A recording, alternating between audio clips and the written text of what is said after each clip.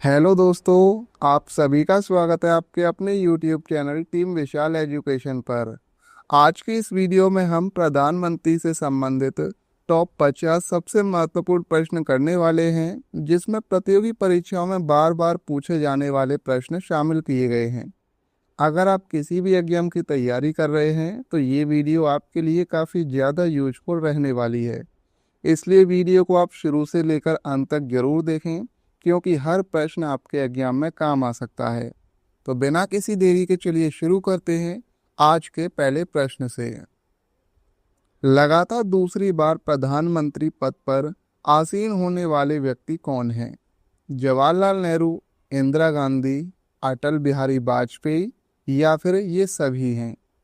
तो इस प्रश्न का राइट आंसर हो जाएगा ऑप्शन डी, ये सभी हैं। तो दोस्तों, भारत में कई ऐसे प्रधानमंत्री हुए हैं जो लगातार दूसरी बार प्रधानमंत्री पद पर आसीन हुए हैं। जवाहरलाल नेहरू लगातार कई बार प्रधानमंत्री बने, इंदिरा गांधी भी लगातार दूसरी बार प्रधानमंत्री बनी और अटल बिहारी वाजपेयी भी लगातार दूसरी बार प्रधानमंत्री पद पर आसीन हुए हैं। नेक्स्ट प्रश्न है, भारत के प्रधानमंत्री नियुक्त होते हैं, निर्वाचित होते हैं, मनोनीत होते हैं या फिर चयनित होते हैं? राइट आंसर हो जाएगा इस प्रश्न का ऑप्शन ए, भारत के जो प्रधानमंत्री हैं वो नियुक्त होते हैं। दोस्तों, भारत के प्रधानमंत्री का चुनाव जनता सीधे नहीं करती। लोकसभा चुनाव के बाद जिस दल या गठबंधन को बहुमत प्राप्त होता है, उसके नेता को राष्ट्रपति प्रधानमंत्री नियुक्त करते हैं। इसलिए संवैधानिक रूप से प्रधानमंत्री नियुक्त होते हैं, न कि निर्वाचित या मनोनीत। यानी कि राष्ट्रपति प्रधानमंत्री को नियुक्त करते हैं, जनता लोकसभा के सदस्यों को चुनती है और प्रधानमंत्री राष्ट्रपति द्वारा नियुक्त होते हैं। नेक्स्ट प्रश्न है, प्रधानमंत्री की नियुक्ति कौन करता है? राष्ट्रपति, लोकसभा अध्यक्ष, राज्यसभा का सभापति या उपराष्ट्रपति? तो इस प्रश्न का राइट आंसर हो जाएगा ऑप्शन ए, राष्ट्रपति। तो प्रधानमंत्री की नियुक्ति कौन करता है? तो राइट आंसर है राष्ट्रपति। भारत में प्रधानमंत्री की नियुक्ति राष्ट्रपति द्वारा की जाती है और लोकसभा चुनाव के बाद जिस दल या गठबंधन को बहुमत प्राप्त होता है, उसके नेता को राष्ट्रपति प्रधानमंत्री की नियुक्ति करते हैं। इसलिए प्रधानमंत्री की नियुक्ति करने का अधिकार राष्ट्रपति के पास होता है। यानी कि राष्ट्रपति प्रधानमंत्री की नियुक्ति करते हैं और प्रधानमंत्री मंत्रिपरिषद का प्रमुख होता है। प्रधानमंत्री को उसके पद की गोपनीयता की शपथ कौन दिलवाता है? राष्ट्रपति दिलवाता है, उपराष्ट्रपति, लोकसभा अध्यक्ष या फिर मुख्य न्यायाधीश दिलवाते हैं? तो राइट आंसर हो जाएगा इस प्रश्न का ऑप्शन ए, राष्ट्रपति। तो दोस्तों, प्रधानमंत्री पद ग्रहण करने से पहले पद एवं गोपनीयता की शपथ लेते हैं और यह शपथ भारत के राष्ट्रपति द्वारा दिलाई जाती है।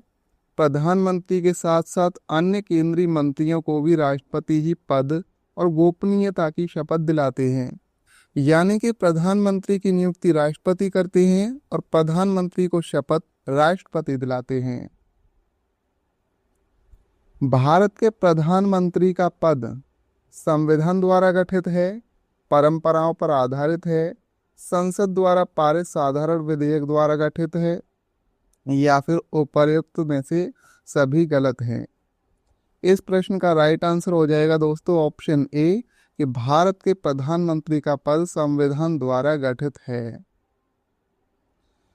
तो दोस्तों, भारत के प्रधानमंत्री का पद संविधान द्वारा स्थापित किया गया है और संविधान के अनुच्छेद 74 और 75 में प्रधानमंत्री तथा मंत्रिपरिषद से संबंधित प्रावधान दिए गए हैं। इसलिए प्रधानमंत्री का पद केवल परंपराओं पर आधारित नहीं है, बल्कि संविधान में इसका स्पष्ट उल्लेख है। नेक्स्ट प्रश्न है, सामान्यतः प्रधानमंत्री लोकसभा का सदस्य होता है, राज्यसभा का सदस्य होता है, लोकसभा के बहुमत दल का नेता होता है या फिर राज्यसभा के बहुमत दल का नेता होता है? इस प्रश्न का राइट आंसर हो जाएगा दोस्तों ऑप्शन सी, लोकसभा के बहुमत दल का नेता होता है कौन? प्रधानमंत्री। भारतीय संसदीय व्यवस्था में सामान्यतः प्रधानमंत्री लोकसभा में बहुमत प्राप्त दल या गठबंधन का नेता होता है। यद्यपि प्रधानमंत्री लोकसभा या राज्यसभा किसी भी सदन का सदस्य हो सकता है, लेकिन सामान्य रूप से वह लोकसभा के बहुमत दल का नेता होता है, क्योंकि मंत्रिपरिषद सामूहिक रूप से लोकसभा के प्रति उत्तरदायी होती है। भारत में एक व्यक्ति अधिक से अधिक कितनी बार प्रधानमंत्री पद पर नियुक्त हो सकता है? यानी कि प्रधानमंत्री कितनी बार बन सकता है? एक बार, 2 बार, 3 बार या कितनी भी बार बन सकता है? तो इस प्रश्न का राइट आंसर हो जाएगा ऑप्शन डी। प्रधानमंत्री की कोई एज नहीं है, मतलब कि कितनी बार प्रधानमंत्री बने वो जितनी बार चाहे उतनी बार प्रधानमंत्री बन सकता है। भारतीय संविधान में प्रधानमंत्री के कार्यकाल या नियुक्तियों की संख्या पर कोई सीमा निर्धारित नहीं की गई है। यदि कोई व्यक्ति बार बार लोकसभा में बहुमत प्राप्त कर ले और राष्ट्रपति उसे नियुक्त करे तो वह कितनी भी बार प्रधानमंत्री बन सकता है। एग्जाम्पल के लिए जैसे कि जवाहरलाल नेहरू लगातार कई बार प्रधानमंत्री रहे थे। भारत में शक्तियों का प्रमुख उभरता केंद्र कौन है? लोकसभा, राज्यसभा, प्रधानमंत्री या फिर मंत्रिपरिषद? इस प्रश्न का राइट आंसर हो जाएगा ऑप्शन सी, प्रधानमंत्री। तो दोस्तों, भारतीय संसदीय शासन प्रणाली में प्रधानमंत्री को वास्तविक कार्यपाल का प्रमुख माना जाता है और प्रधानमंत्री मंत्रिपरिषद का नेता होता है और सरकार की नीतियों, निर्णयों तथा प्रशासन का संचालन करता है। और इसी कारण प्रधानमंत्री को भारत में शक्तियों का प्रमुख केंद्र कहा जाता है। निम्नलिखित में से कौन लोकसभा का नेतृत्व करता है? इस प्रश्न का राइट आंसर है ऑप्शन सी, प्रधानमंत्री करता है। प्रधानमंत्री लोकसभा में बहुमत दल का नेता होता है और सरकार की नीतियों तथा कार्यों का प्रतिनिधित्व करता है। ध्यान रखें कि लोकसभा अध्यक्ष सदन की कार्यवाही का संचालन करते हैं, लेकिन लोकसभा का राजनीतिक नेतृत्व प्रधानमंत्री के हाथ में होता है। यानी कि लोकसभा का संचालन लोकसभा अध्यक्ष करते हैं और लोकसभा में सरकार का नेतृत्व प्रधानमंत्री करते हैं। संघीय मंत्रिपरिषद का अध्यक्ष कौन होता है? राष्ट्रपति, प्रधानमंत्री, गृह मंत्री या फिर कैबिनेट सचिव होता है? राइट आंसर है इस प्रश्न का ऑप्शन बी, प्रधानमंत्री होता है। संघीय मंत्रिपरिषद का अध्यक्ष और नेता प्रधानमंत्री होता है। प्रधानमंत्री ही मंत्रिपरिषद की बैठकों की अध्यक्षता करता है और सभी मंत्रियों के कार्यों में समन्वय स्थापित करता है। इसी कारण प्रधानमंत्री को मंत्रिपरिषद का प्रमुख कहा जाता है। यानी कि मंत्रिपरिषद का प्रमुख कौन होता है? प्रधानमंत्री, और प्रधानमंत्री मंत्रिपरिषद का अध्यक्ष और नेता होता है। नीति आयोग का अध्यक्ष कौन होता है? इस प्रश्न का राइट आंसर हो जाएगा ऑप्शन सी के प्रधानमंत्री। तो प्रश्न पूछा जाता है कि नीति आयोग के अध्यक्ष कौन है, तो आपको बताना है कि प्रधानमंत्री इसके अध्यक्ष होते हैं। और नीति आयोग के वर्तमान अध्यक्ष कौन है? पीएम नरेंद्र मोदी। यदि प्रश्न योजना आयोग के बारे में है तो उसका अध्यक्ष प्रधानमंत्री होता था, लेकिन योजना आयोग का गठन 1950 में किया गया था और उसके अध्यक्ष पद भारत के प्रधानमंत्री रहते थे। ध्यान रखें कि योजना आयोग को 2015 में समाप्त कर नीति आयोग का गठन किया गया था। आमतौर पर भारत के प्रधानमंत्री कौन होते हैं? संसद का सदस्य नहीं, लोकसभा का सदस्य, राज्यसभा का सदस्य या फिर दोनों सदनों का सदस्य? राइट आंसर हो जाएगा इस प्रश्न का ऑप्शन बी, लोकसभा का सदस्य होता है। संविधान के अनुसार प्रधानमंत्री लोकसभा या राज्यसभा किसी भी सदन का सदस्य हो सकता है, लेकिन आमतौर पर भारत के प्रधानमंत्री लोकसभा के सदस्य होते हैं, क्योंकि मंत्रिपरिषद सामूहिक रूप से लोकसभा के प्रति उत्तरदायी होती है। नेक्स्ट प्रश्न है, भारत के प्रधानमंत्रियों का निम्नलिखित में से कौन सा कालानुक्रम सही है? इंदिरा गांधी, जवाहरलाल नेहरू, मोरारजी देसाई या फिर चौधरी चरण सिंह? तो इसमें से राइट आंसर आपको टिक करना है कि कौन सा क्रम सही है इस प्रश्न का। राइट आंसर हो जाएगा इस प्रश्न का ऑप्शन सी, 2 1 3 4। यानी पहले नंबर पर 2 है जवाहरलाल नेहरू, दूसरे पर है इंदिरा गांधी, तीसरे पर है मोरारजी देसाई और चौथे पर हैं चौधरी चरण सिंह। तो ऑप्शन सी सही है इस प्रश्न का।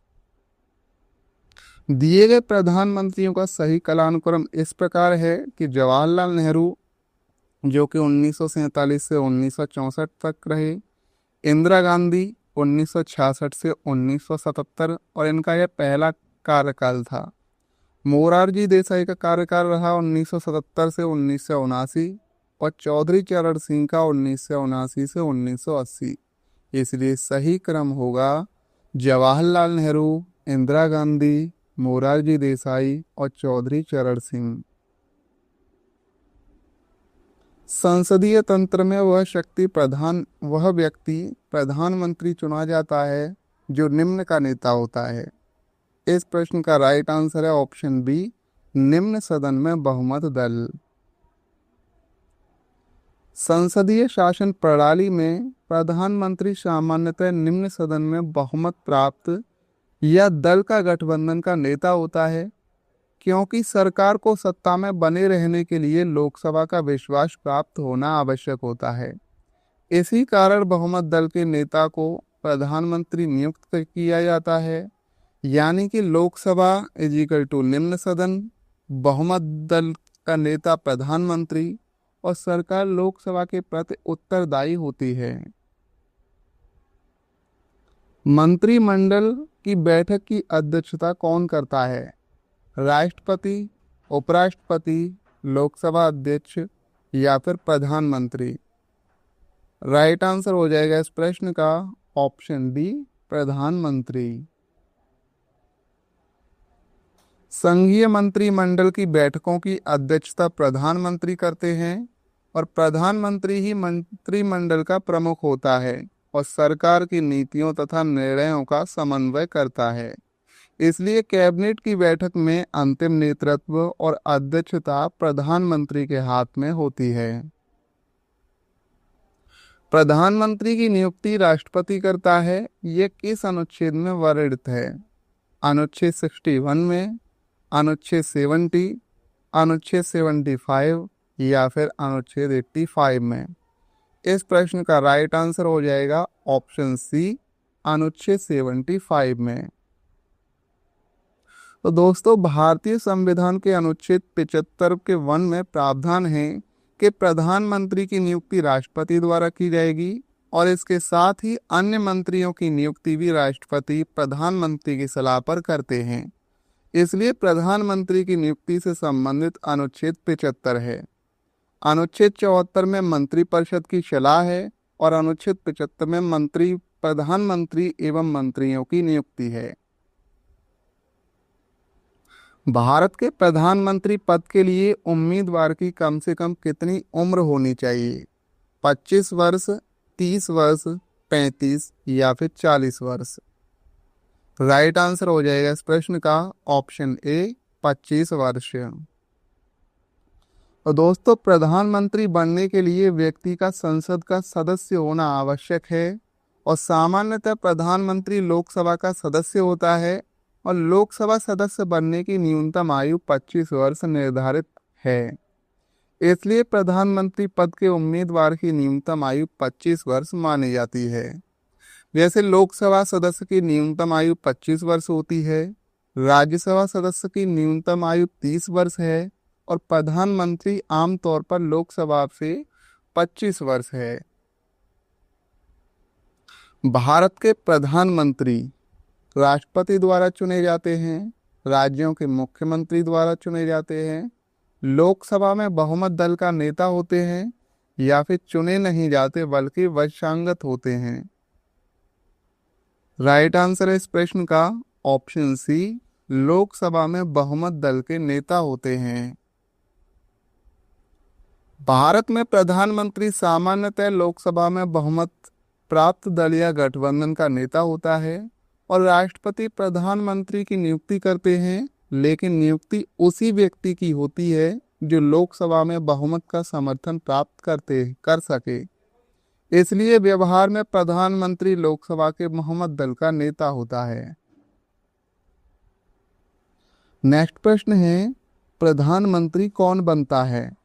लोकसभा में बहुमत दल का नेता, सर्वाधिक उम्र का सांसद, सर्वाधिक मत प्राप्त करने वाला सांसद, या फिर राष्ट्रपति जिसे बनाना उचित समझे। राइट आंसर है इस प्रश्न का ऑप्शन ए, लोकसभा में बहुमत दल का नेता।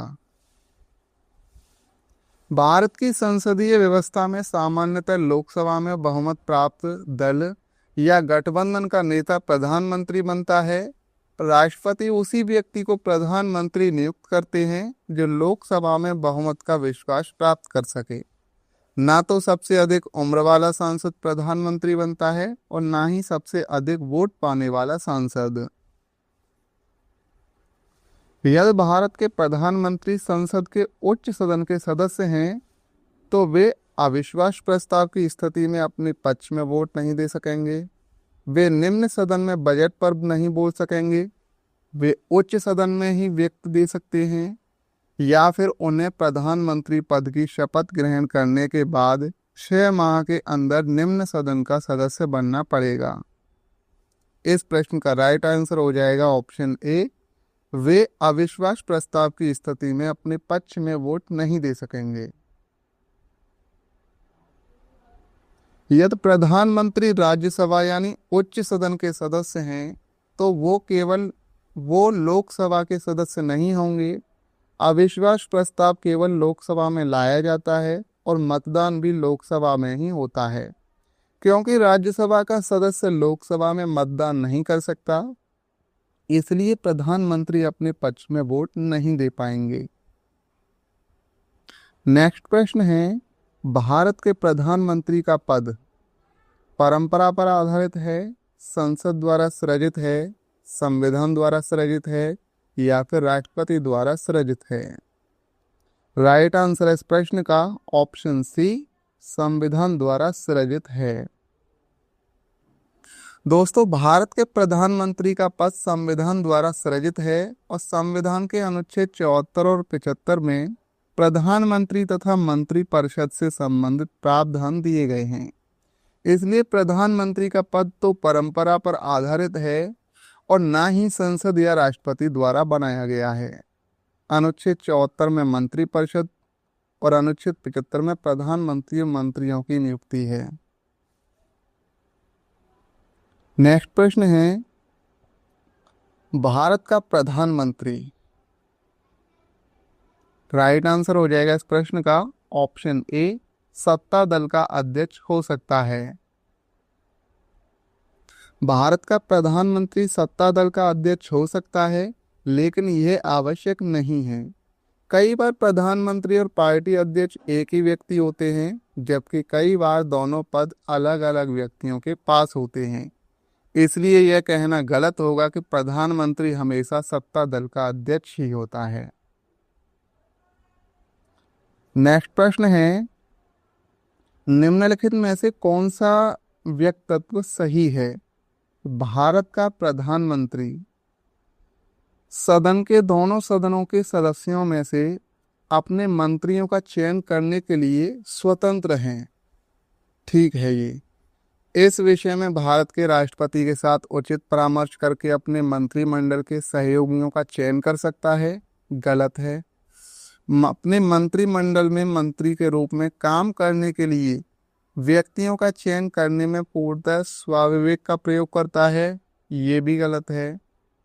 अपने मंत्रिमंडल के सहयोगियों का चयन करने में सीमित शक्तियां रखता है, क्योंकि स्वविवेक प्रयोग की शक्तियां भारत के राष्ट्रपति में निहित हैं। ये भी गलत है। हमसे सही पूछा है तो पहला ऑप्शन सही हो जाएगा कि संसद के दोनों सदनों के सदस्यों में अपने मंत्रियों का चयन करने के लिए स्वतंत्र है। भारतीय संविधान के अनुसार प्रधानमंत्री अपने मंत्रिपरिषद के सदस्यों का चयन करता है। मंत्री लोकसभा या राज्यसभा दोनों में से किसी भी सदन के सदस्य हो सकते हैं।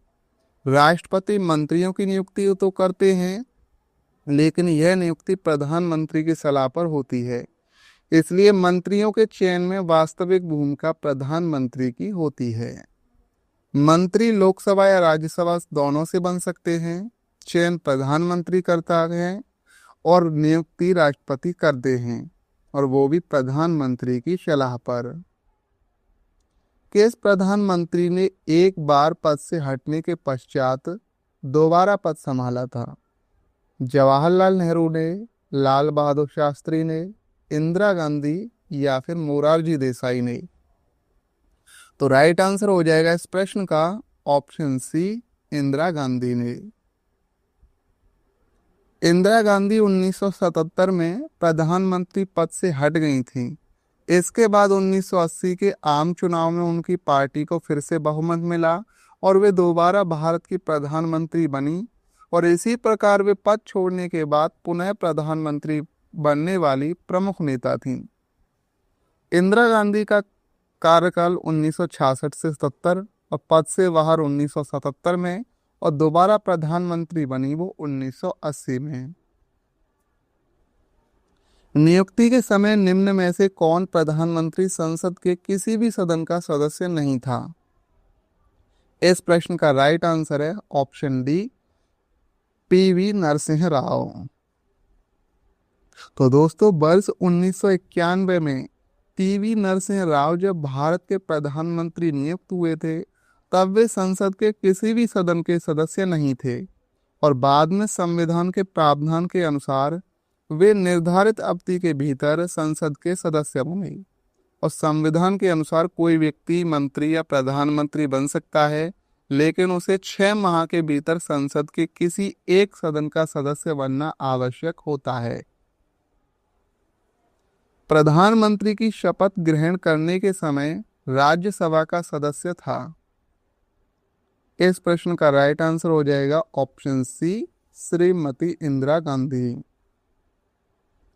जब इंदिरा गांधी ने 1966 में प्रधानमंत्री पद की शपथ ली थी, उस समय वे राज्यसभा की सदस्य थीं, और भारत के संविधान के अनुसार प्रधानमंत्री लोकसभा या राज्यसभा किसी भी सदन का सदस्य हो सकता है, और इसी कारण इंदिरा गांधी राज्यसभा की सदस्य रहते हुए प्रधानमंत्री बनी थीं।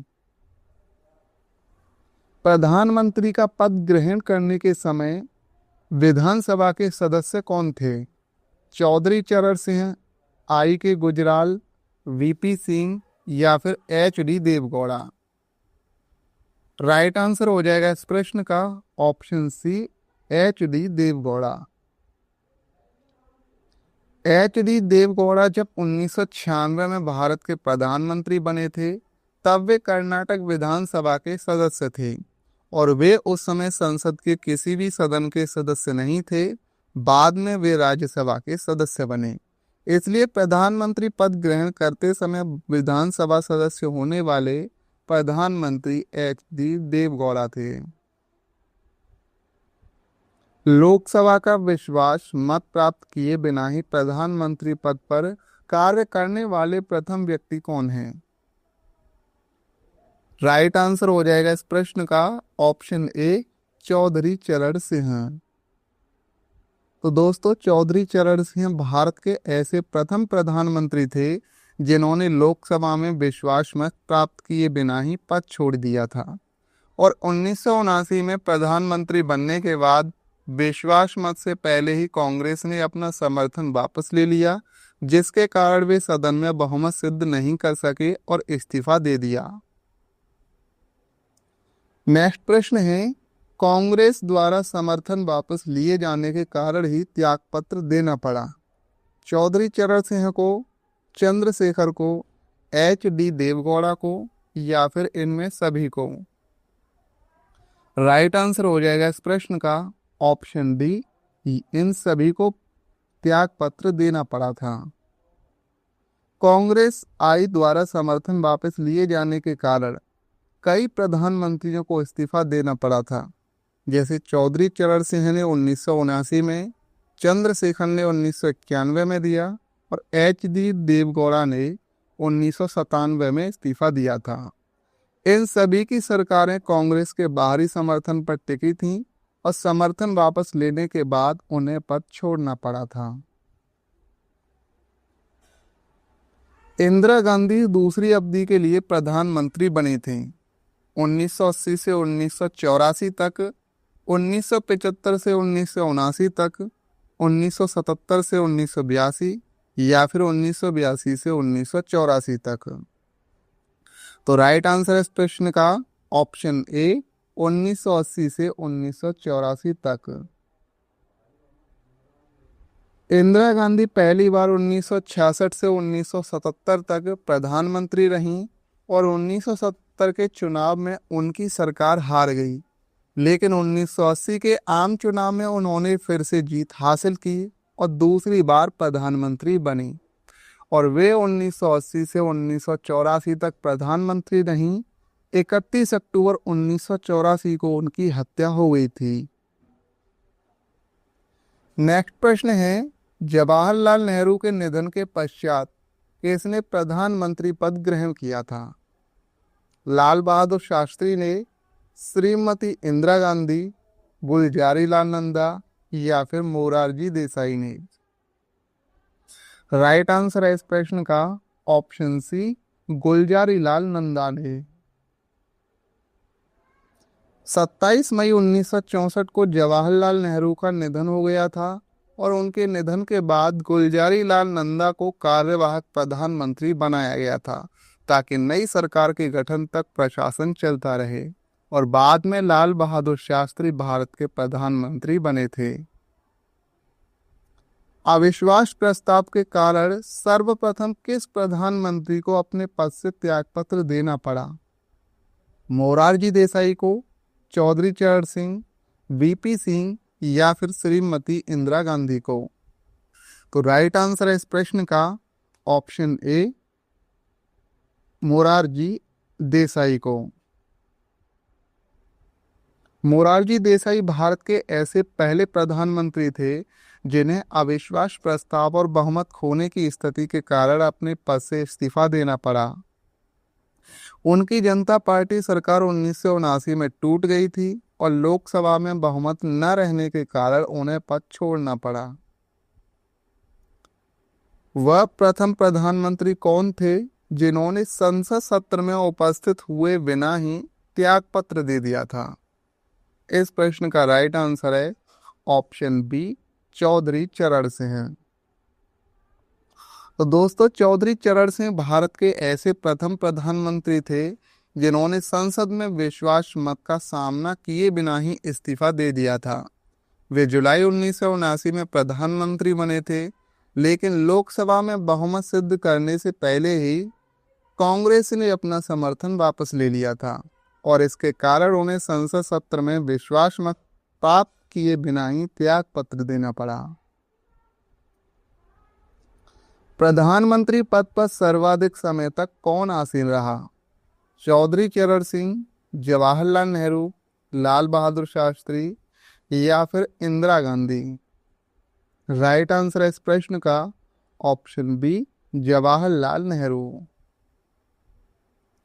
दोस्तों, जवाहरलाल नेहरू भारत के ऐसे प्रधानमंत्री रहे जो सबसे अधिक समय तक इस पद पर आसीन रहे। वे 15 अगस्त 1947 से 27 मई 1964 तक लगातार भारत के प्रधानमंत्री रहे और उनका कार्यकाल लगभग 16 वर्ष 9 माह का था, जो अब तक सबसे लंबा है। यानी कि सबसे लंबे समय तक प्रधानमंत्री जवाहरलाल नेहरू रहे। कार्यकाल उनका 1947 से 1964 तक रहा और लगभग यानी 17 वर्ष तक। भारत के प्रधानमंत्री के रूप में इनमें से किसका कार्यकाल सबसे कम था? लाल बहादुर शास्त्री का, चंद्रशेखर, चौधरी चरण सिंह या फिर HD देवगौड़ा का? राइट आंसर है इस प्रश्न का ऑप्शन सी, चौधरी चरण सिंह का सबसे कम कार्यकाल था। चौधरी चरण सिंह का प्रधानमंत्री के रूप में कार्यकाल सबसे कम था। वे 28 जुलाई 1979 से 14 जनवरी 1980 तक प्रधानमंत्री रहे और वे लोकसभा में विश्वास मत प्राप्त नहीं कर सके और संसद का सामना किए बिना ही इस्तीफा देना पड़ा। यदि परीक्षा में भारत के इतिहास में सबसे कम अवधि के प्रधानमंत्री पूछा जाए तो उत्तर होगा अटल बिहारी वाजपेयी, जिनका रहा 13 दिन। निम्नलिखित में से किसने 2 बार कार्यकारी प्रधानमंत्री के रूप में पदभार ग्रहण किया? राइट आंसर है इस प्रश्न का ऑप्शन सी, गुलजारी लाल नंदा। गुलजारी लाल नंदा भारत के एकमात्र ऐसे नेता थे जिन्होंने 2 बार कार्यकारी प्रधानमंत्री के रूप में पदभार संभाला। पहली बार जवाहरलाल नेहरू के निधन के बाद और दूसरी बार लाल बहादुर शास्त्री के निधन के बाद। दोनों अवसरों पर नई सरकार बनने तक उन्होंने कार्यकारी प्रधानमंत्री के रूप में जिम्मेदारी निभाई थी। नेक्स्ट प्रश्न है, प्रथम गैर कांग्रेसी प्रधानमंत्री कौन बने थे? चंद्रशेखर, चौधरी चरण सिंह, आई के गुजराल या फिर मोरारजी देसाई? राइट आंसर है ऑप्शन डी, मोरारजी देसाई। स्वतंत्र भारत में मोरारजी देसाई पहले गैर कांग्रेसी प्रधानमंत्री बने थे। 1977 के आम चुनाव में जनता पार्टी ने कांग्रेस को हराया और मोरारजी देसाई ने प्रधानमंत्री पद संभाला और इससे पहले सभी प्रधानमंत्री कांग्रेस पार्टी से थे। नेक्स्ट प्रश्न है, सबसे कम उम्र में प्रधानमंत्री पद पर आसीन होने वाले व्यक्ति कौन हैं? राजीव गांधी, मोरारजी देसाई, लाल बहादुर शास्त्री या फिर इंदिरा गांधी? तो राइट आंसर है इस प्रश्न का ऑप्शन ए, राजीव गांधी। राजीव गांधी भारत के सबसे कम उम्र में प्रधानमंत्री बनने वाले व्यक्ति थे। वे 31 अक्टूबर 1984 को लगभग 40 वर्ष की आयु में भारत के प्रधानमंत्री बने थे। आज तक उनसे कम उम्र में कोई भी व्यक्ति भारत का प्रधानमंत्री नहीं बना है। नेक्स्ट प्रश्न है, सबसे अधिक उम्र में प्रधानमंत्री पद पर आसीन होने वाले व्यक्ति कौन हैं? इस प्रश्न का राइट आंसर है ऑप्शन सी, मोरारजी देसाई। मोरारजी देसाई भारत के सबसे अधिक उम्र में प्रधानमंत्री पद संभालने वाले व्यक्ति थे। वे 1977 में लगभग 81 वर्ष की आयु में भारत के प्रधानमंत्री बने थे और इसी कारण उन्हें भारत का सबसे अधिक उम्र का प्रधानमंत्री माना जाता है। सबसे कम उम्र के प्रधानमंत्री राजीव गांधी, सबसे अधिक उम्र के प्रधानमंत्री मोरारजी देसाई और प्रधानमंत्री बने ये 81 वर्ष की आयु में। नेक्स्ट प्रश्न है, प्रधानमंत्री पद से त्यागपत्र करने वाले प्रथम व्यक्ति कौन हैं? जवाहरलाल नेहरू, इंदिरा गांधी, मोरारजी देसाई या फिर चौधरी चरण सिंह? तो राइट आंसर है इस प्रश्न का ऑप्शन सी, मोरारजी देसाई। मोरारजी देसाई भारत के पहले ऐसे प्रधानमंत्री थे जिन्होंने अपने कार्यकाल के दौरान स्वेच्छा से प्रधानमंत्री पद से त्यागपत्र दिया था और उन्होंने 1979 में जनता पार्टी सरकार के बहुमत खो देने के बाद इस्तीफा दे दिया था। ऐसे प्रथम प्रधानमंत्री जिसके विरुद्ध लोकसभा में अविश्वास प्रस्ताव लाया गया। राइट आंसर है ऑप्शन ए, जवाहरलाल नेहरू। लोकसभा में अविश्वास प्रस्ताव का सामना करने वाले प्रथम प्रधानमंत्री जवाहरलाल नेहरू थे। उनके विरुद्ध वर्ष 1963 में आचार्य जेबी कृपलानी ने अविश्वास प्रस्ताव प्रस्तुत किया था। हालांकि यह प्रस्ताव पारित नहीं हुआ और नेहरू सरकार बहुमत से बच गई। लोकसभा चुनाव में पराजित होने वाले प्रथम प्रधानमंत्री कौन हैं? मोरारजी देसाई, चौधरी चरण सिंह, इंदिरा गांधी या फिर बीपी सिंह? तो राइट आंसर है इस प्रश्न का ऑप्शन सी, इंदिरा गांधी। लोकसभा चुनाव में पराजित होने वाले पहली प्रधानमंत्री इंदिरा गांधी थीं। वर्ष 1977 के आम चुनाव में आपातकाल के बाद हुए चुनाव में इंदिरा गांधी रायबरेली सीट से चुनाव हार गई थीं और इस प्रकार वे लोकसभा चुनाव हारने वाली पहली प्रधानमंत्री बनी थीं। प्रथम पूर्णतः गैर कांग्रेसी प्रधानमंत्री कौन बने थे? तो इस प्रश्न का राइट आंसर है ऑप्शन ए, मोरारजी देसाई। मोरारजी देसाई भारत के प्रथम पूर्णतः गैर कांग्रेसी प्रधानमंत्री थे। 1977 के आम चुनाव में जनता पार्टी ने कांग्रेस को हराया और मोरारजी देसाई प्रधानमंत्री बने और उनसे पहले सभी प्रधानमंत्री कांग्रेस पार्टी से संबंधित थे। भारत के प्रथम सिख प्रधानमंत्री कौन हैं? मनमोहन सिंह, मोंटेक सिंह, अहलुवालिया, एस अहलुवालिया या फिर कैप्टन अमरिंदर सिंह। तो इस प्रश्न का राइट आंसर है ऑप्शन ए, मनमोहन सिंह। तो दोस्तों, डॉक्टर मनमोहन सिंह भारत के प्रथम सिख प्रधानमंत्री थे। वे 22 मई 2004 को भारत के प्रधानमंत्री बने और लगातार 2014 तक इस पद पर रहे। किस प्रधानमंत्री द्वारा प्रस्तुत विश्वास प्रस्ताव पर अब तक की सबसे लंबी बहस लोकसभा में चली? राइट आंसर है इसका ऑप्शन डी, अटल बिहारी वाजपेयी। तो दोस्तों, अटल बिहारी वाजपेयी द्वारा प्रस्तुत विश्वास प्रस्ताव पर लोकसभा में अब तक की सबसे लंबी बहस चली और वर्ष 1996 में उनकी 13 दिन की सरकार के दौरान विश्वास मत पर लंबी चर्चा हुई और अंत में बहुमत सिद्ध न कर पाने के कारण उन्हें इस्तीफा दे दिया। अभी तक पद पर रहते हुए कितने प्रधानमंत्रियों की मृत्यु हुई है? इस प्रश्न का राइट आंसर है ऑप्शन बी, 3 प्रधानमंत्रियों की मृत्यु हुई है। तो दोस्तों, भारत में अब तक 3 प्रधानमंत्रियों की पद पर रहते हुए मृत्यु हुई है। पहले जवाहरलाल नेहरू की 1964 में, दूसरे लाल बहादुर शास्त्री 1966 और तीसरी इंदिरा गांधी 1984 में। इन तीनों की मृत्यु प्रधानमंत्री पद पर रहते हुए हुई थी। नेक्स्ट प्रश्न है, अब तक लोकसभा में प्रस्तुत अविश्वास प्रस्ताव सर्वाधिक बार किस प्रधानमंत्री सरकार के खिलाफ रखे गए थे?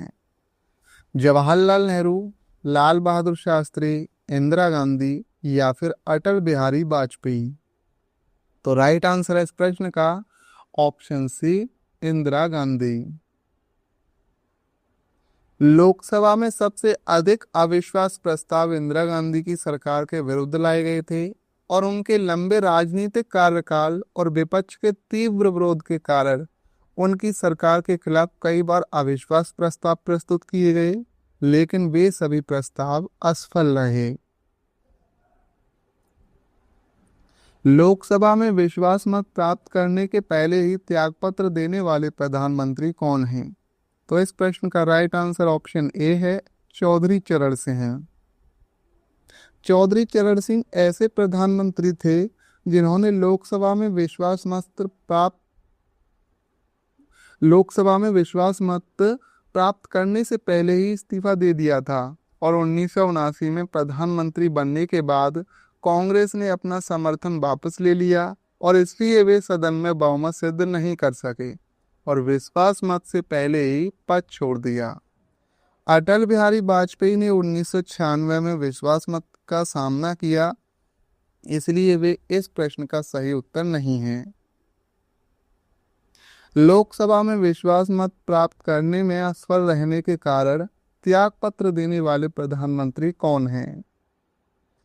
तो इसका राइट आंसर बीपी से है और एच.डी. देवगौड़ा, यानी ऑप्शन सी उपर्युक्त दोनों सही है।